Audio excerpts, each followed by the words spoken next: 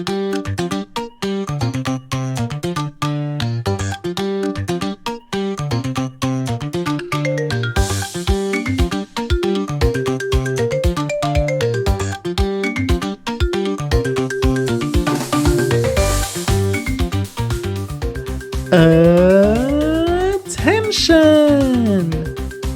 Are you a healthcare provider? If so, you can earn continuous professional development points accredited by the Health Professions Council of South Africa by watching a different version of this episode. To get your points, click on the link in the show notes below or go to aurorabcounselling.com.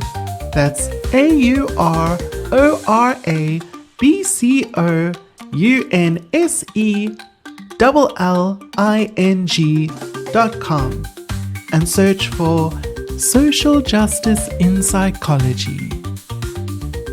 If you don't need points, then welcome and let's get on with the show.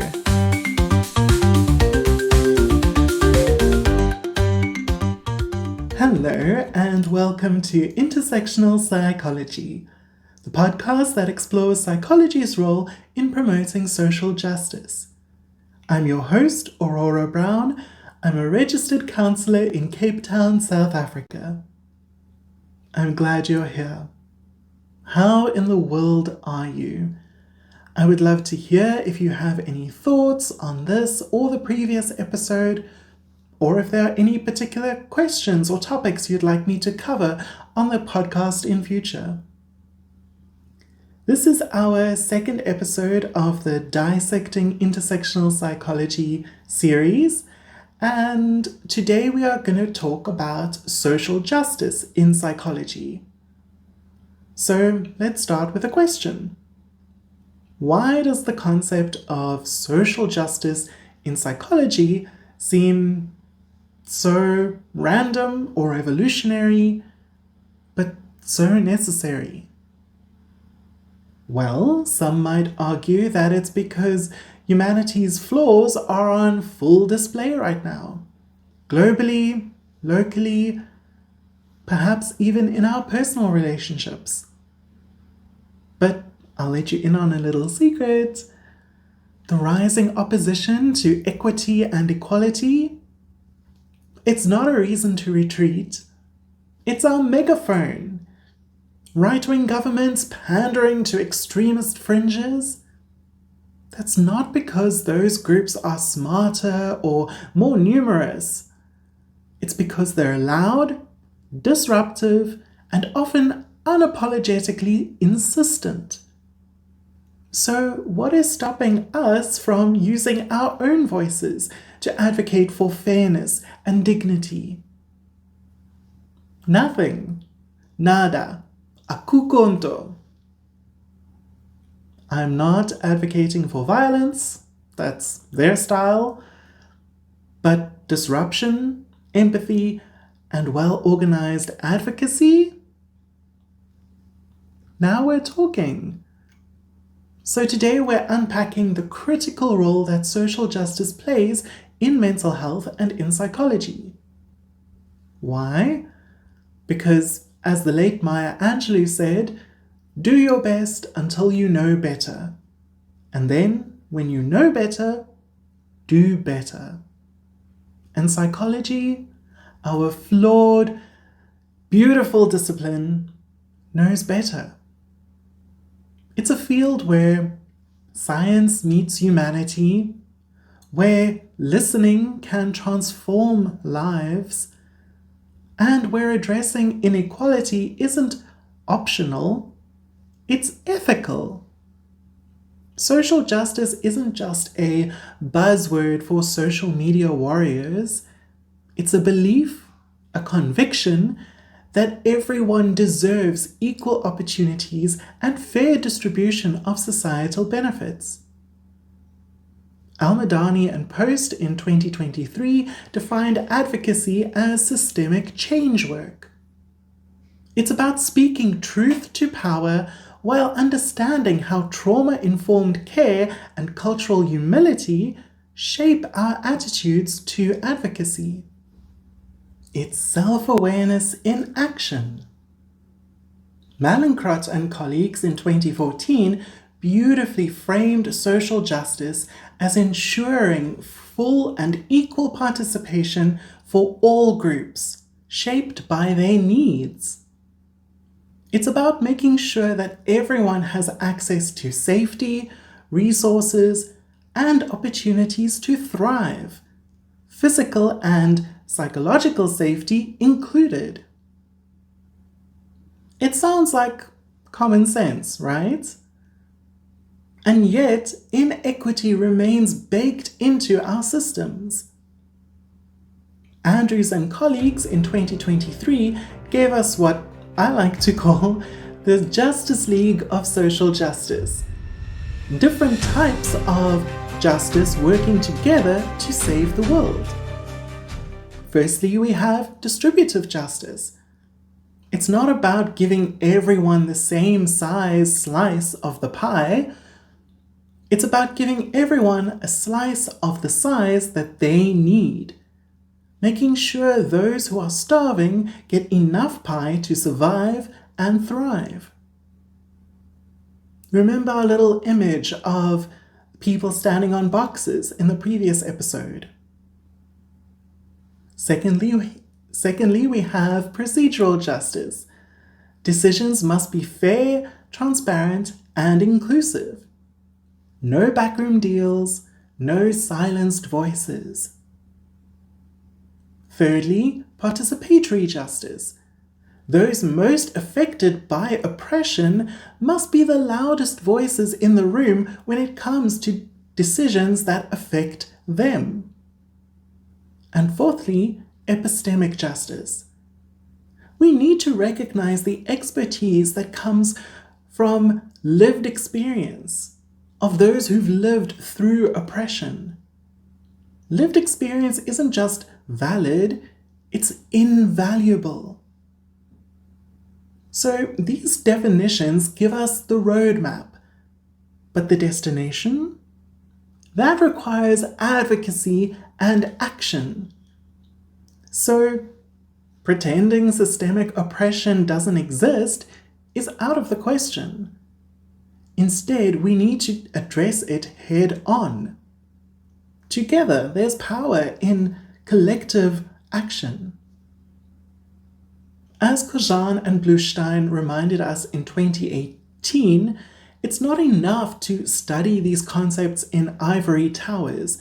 We must apply them in counseling rooms, organizations, and public policy decisions.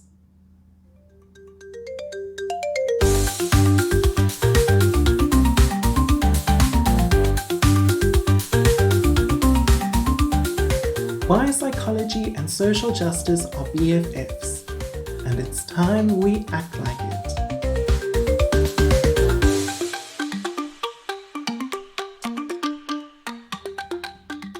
Alright, so I believe that psychology and social justice go together like Freud and repression, like coffee and deadlines. But why? Psychology at its core is about human well-being. It studies what makes people thrive, struggle, and more importantly, what we can do to help them live their best lives. So if psychology exists to help people, and if certain groups are held back by systemic oppression like racism, sexism, or homophobia, then psychology has a moral and professional obligation to fight those systems. If you're here, it's probably not news to you that social oppression doesn't just hurt feelings, it rewires brains and wrecks lives. Rosenthal in 2016 explained how stigma and discrimination act like a wrecking ball for mental and physical health. When someone faces constant microaggressions, outright bigotry, or systemic exclusion, their brain isn't just annoyed, it's in survival mode. This prolonged stress messes with cognitive functioning, making it harder to think clearly, focus, or make decisions. It amps up the body's stress hormones like cortisol, which, in case you're wondering, isn't something you want marinating your organs 24/7. Over time, this toxic cocktail contributes to increased risk of heart disease, depression, anxiety, and, yes, early mortality. Discrimination isn't just bad vibes or something you can journal your way out of. It's a full frontal attack on someone's well-being. It's so serious that there's even a name for it. It's called minority stress. Racism, sexism, transphobia, they have physical and psychological effects, just like other forms of trauma. That's why the push for social justice in psychology isn't some idealistic extracurricular activity, like a podcast.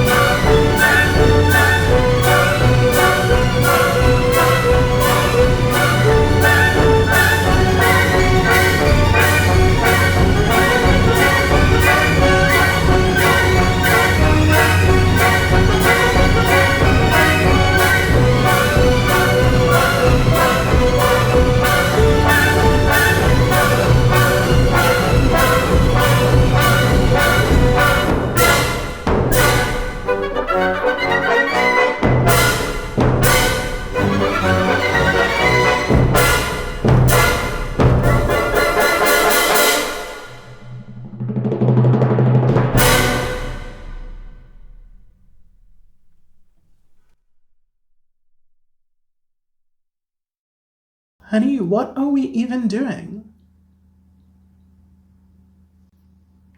It's as essential to our field as understanding how attachment works in relationships, or how cognitive behavioral therapy tackles anxiety. Social justice isn't extra credit for mental health practitioners. It should be central to everything we do. If we're not using our knowledge and resources to dismantle oppression, then, honey, what are we even doing? It's as essential to our field as understanding how attachment works in relationships, or how cognitive behavioral therapy tackles anxiety. Social justice isn't extra credit for mental health practitioners. It should be central to everything we do. If we're not using our knowledge and resources to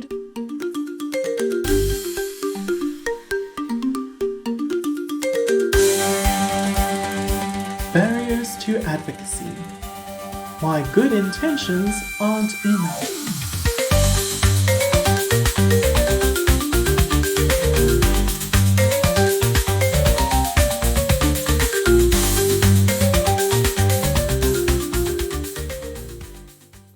If intentions were actions, I'd have published a book ages ago.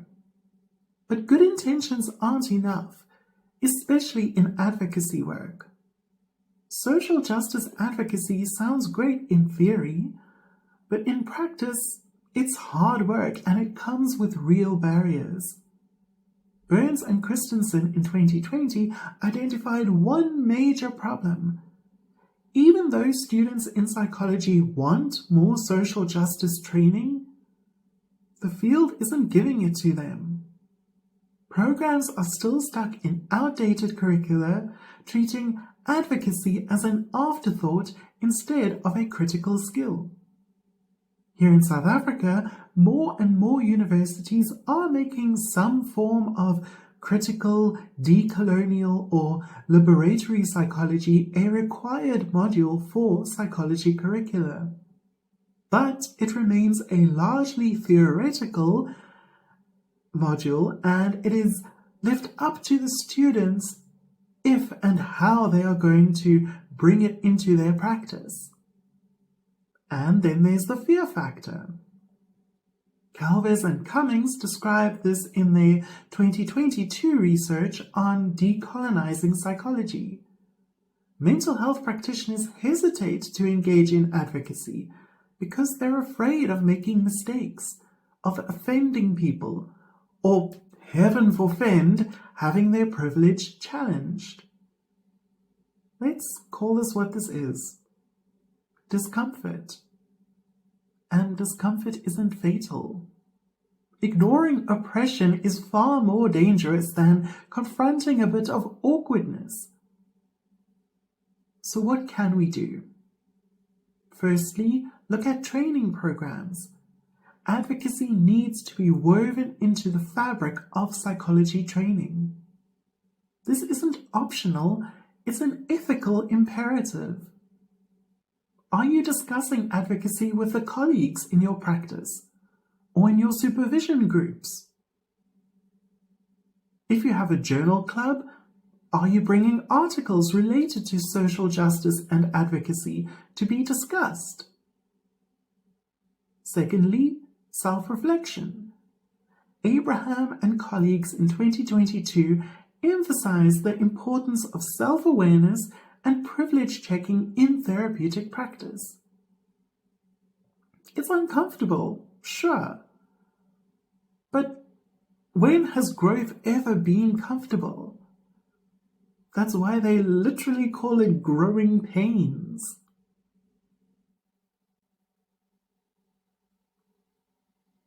Social justice is about systemic change, but it doesn't have to start big.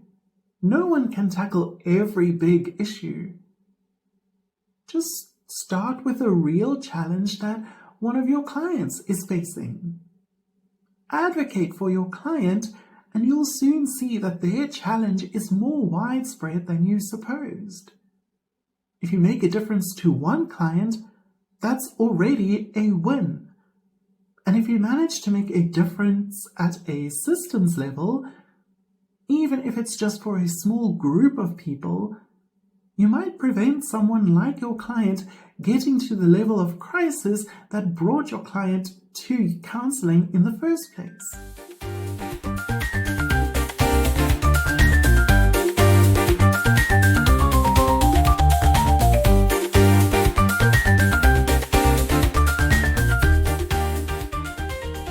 Practical advocacy.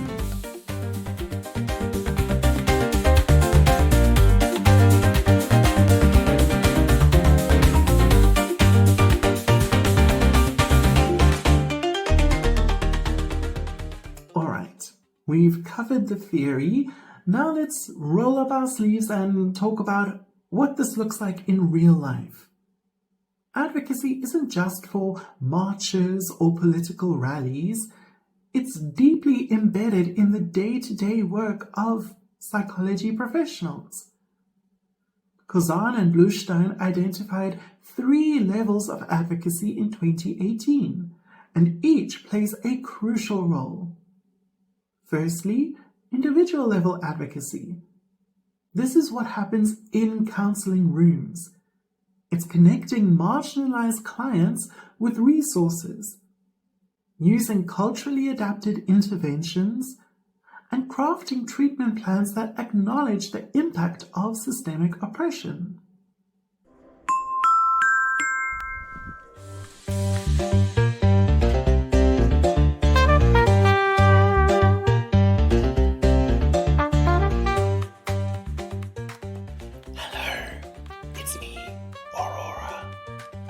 Please excuse me interrupting my own podcast. I'm just here to say that I will never include third-party ads on intersectional psychology, which is great because it means that you can be sure all the mental health information and content shared here is free from corporate influence and bias. However, it also means that this podcast will only be made possible by support from you, the listener. So if you enjoy this podcast or find value in it, please consider joining my Patreon, or Matreon rather, for as little as $3 per month. Your contributions will be used to improve this podcast, to cover the production costs to research, write, record and edit each episode, and to host our guests. In return, you'll get exclusive Matreon benefits like bonus episodes, additional guided mindfulness recordings, early access to new episodes, extended episodes and outtakes, group discussions, and more. So just go to patreon.com and search for Intersectional Psychology. Thanks, and back to Intersectional Psychology.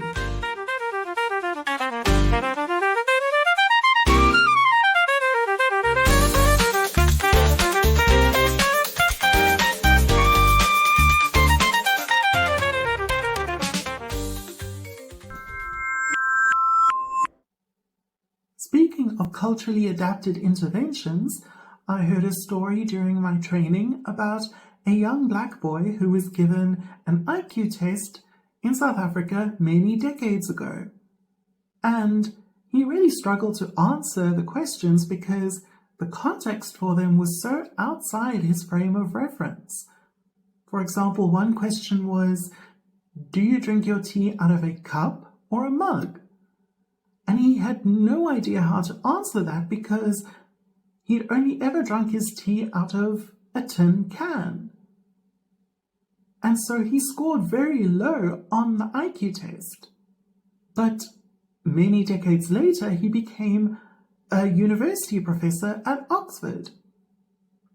So simply adapting interventions to fit the context of the client can make a huge difference to the outcomes in assessments, in treatment planning, and to their real-world life circumstances and their future. The second level of advocacy is organizational level advocacy. Within workplaces, advocacy might mean pushing for policies that promote equity and inclusion.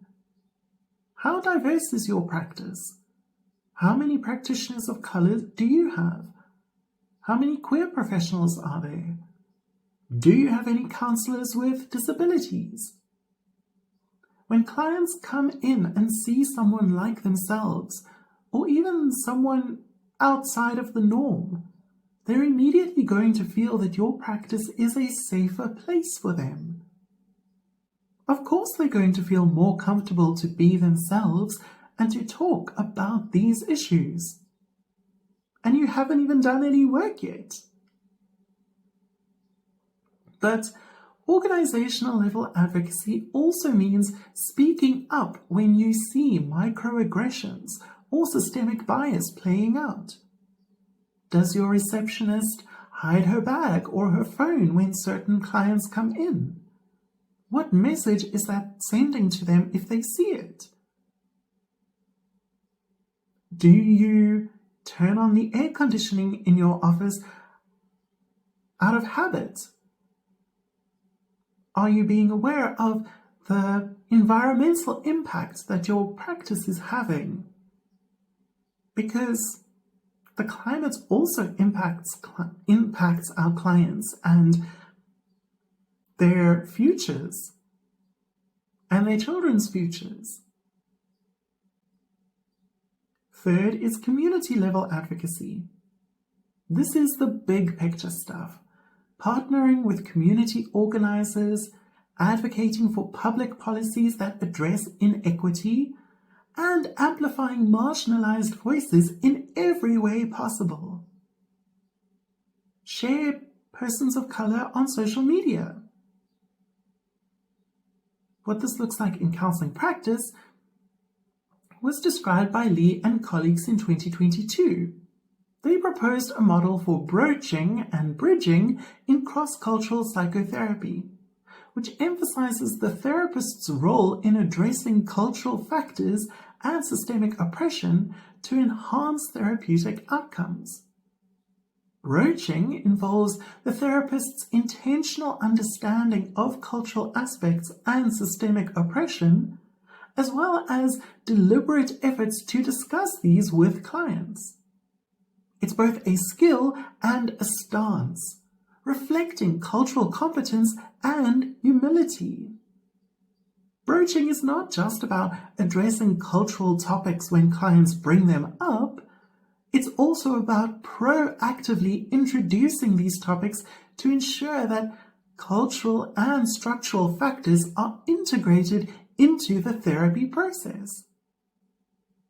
However, there are significant barriers to broaching.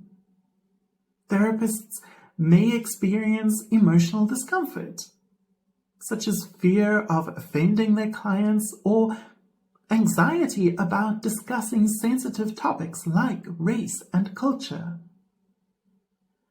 There's also a pervasive resistance to these discussions, often rooted in dominant societal norms that avoid race and culture talks.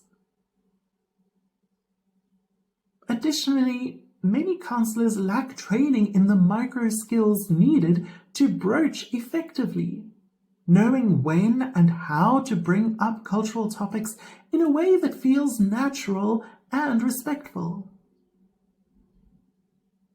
Bridging then follows broaching and involves exploring shared identities and navigating cultural differences to strengthen the therapeutic alliance. Bridging can occur along a continuum. Additive bridging is superficial, where cultural factors are acknowledged but not deeply integrated into the therapy conversation.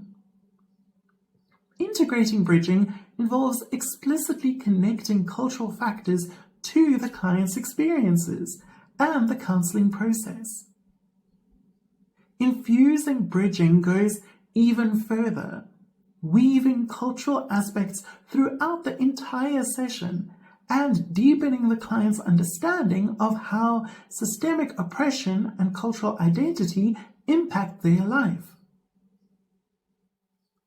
Now let's dive deeper into the dimensions and sequence of broaching and bridging. The model emphasizes three key dimensions.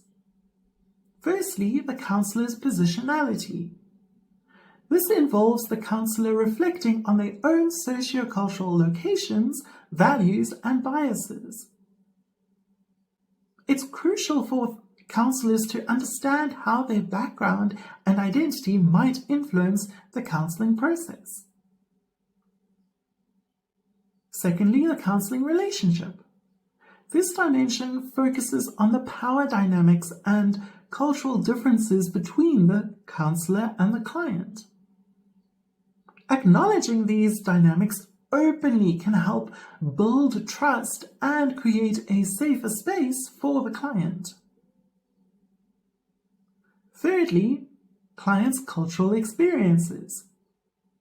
So here the counselor explores the client's intersecting identities, cultural background, and experiences of systemic oppression. The sequence of broaching and bridging is critical.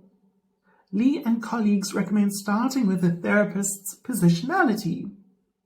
By openly discussing your own cultural background and potential biases, the counselor sets a tone of transparency and humility. This helps to normalize conversations about culture and power, making it clear that these discussions are not just about the client's identity, but are relevant to both parties in the counseling relationship. Next, the counselor should address the power dynamics in the counseling relationship. This involves acknowledging any disparities in power and privilege that may exist between the counselor and the client.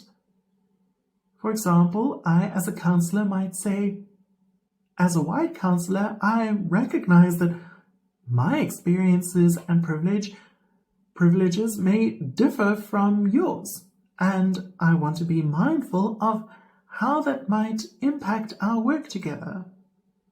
If I do say anything ignorant, please correct me.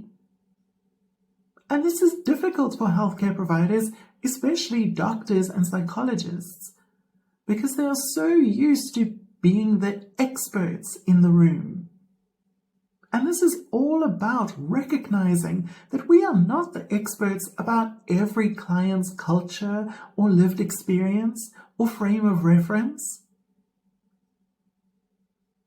Finally, the counselor creates a safe environment for the client to discuss their cultural experiences and structural oppressions. This sequence ensures that the client is not burdened with the task of educating the counselor about their culture or navigating power dynamics alone. Instead, the counselor takes responsibility for initiating these conversations, which fosters a more equitable and collaborative therapeutic relationship. This approach not only enhances the therapeutic alliance, but also achieves hermeneutic and testimonial justice. Hermeneutic justice is about ensuring that the client has the resources and the space to make meaning of their experiences, while testimonial justice involves validating the client's experiences and ensuring that they feel heard. Broaching and bridging are essential for creating a culturally responsive counseling space. By addressing cultural factors and systemic oppression in a structured and intentional way, counselors can strengthen the therapeutic alliance, foster a deeper understanding of the client's experiences, and ultimately achieve better treatment outcomes. Psychology is at a critical juncture. The profession has violated its ethical code in its treatment of Indigenous peoples and, frankly, anyone who is not straight, white, male, cisgender, or straight. We are now the profession's representatives, and we need to take accountability and foster reconciliation. However, many counselors hesitate to act due to fear of the unknown, uncertainty, and discomfort. This hesitation is understandable. Fear of the unknown is a core human experience, and decolonizing psychology, a discipline rooted in colonialism, is uncharted territory. Defense mechanisms like denial, rationalization, and intellectualization often emerge as protective responses to this uncertainty. To move forward, psychologists must embrace reconciliation as an ethical imperative. Decolonizing psychology not only fosters ethical practice, but also strengthens relationships with indigenous peoples and contributes to societal healing.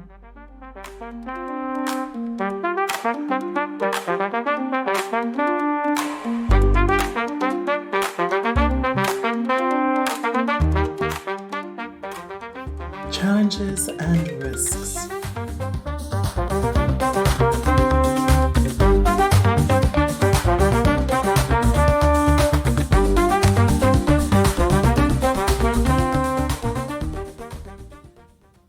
To be real, advocacy isn't all sunshine and rainbows. It comes with real challenges. Advocacy can be draining, frustrating, and at times downright dangerous. Hoofer in 2018 pointed out that the more prominent advocates often face harassment, job loss, and even threats to their safety. And yet, they continue. Why? Because staying silent would be worse. Some common challenges that advocates face include burnout, the emotional labor of constantly fighting for equity can take a toll. It's why self-care is vital. Not another buzzword, but a lifeline. And secondly, backlash is another common challenge. Advocates often encounter resistance from those who benefit from the status quo. And yes, that can make you unpopular. But some strategies for success? Firstly, plan strategically. Know who your opponents are and anticipate their arguments. Secondly, build a support network. Advocacy isn't a solo sport. Surround yourself with people who share your goals and can lift you up when the road gets rough.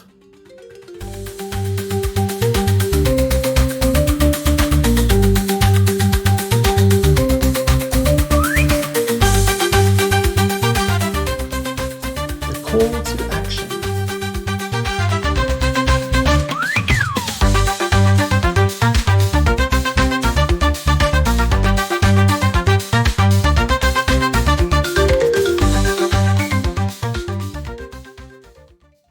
So, we've unpacked the why, the what, and the how.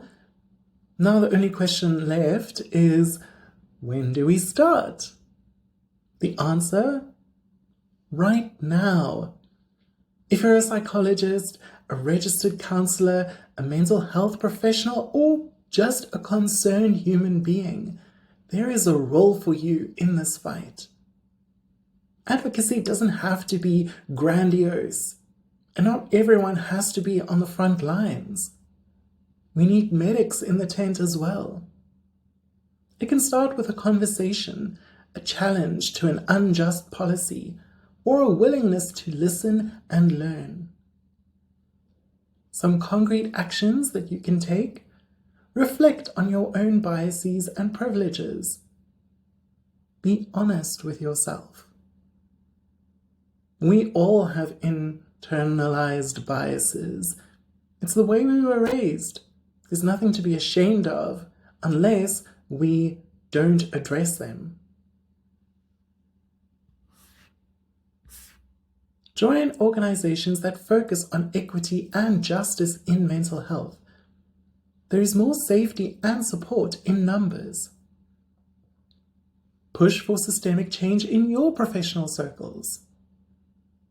Never underestimate the power of showing up consistently and unapologetically.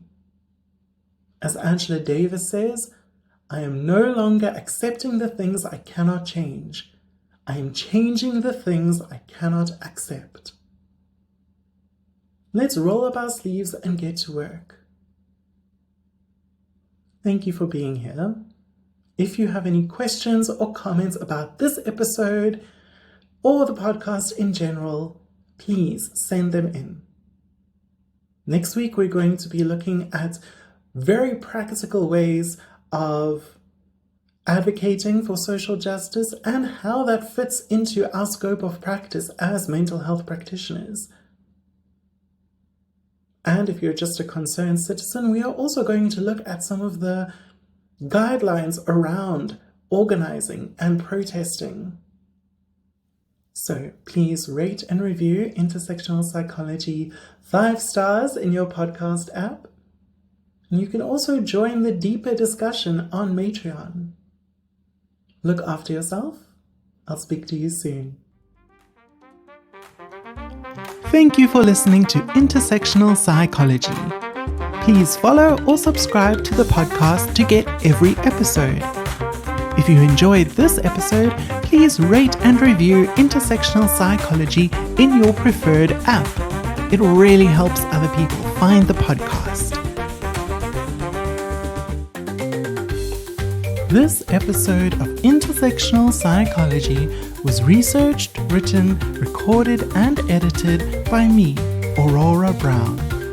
For a transcript of this episode, please see the link in the show notes on your podcast app or go to intersectionalpsychology.com. You can also check the website or the show notes for a full list of references for this episode.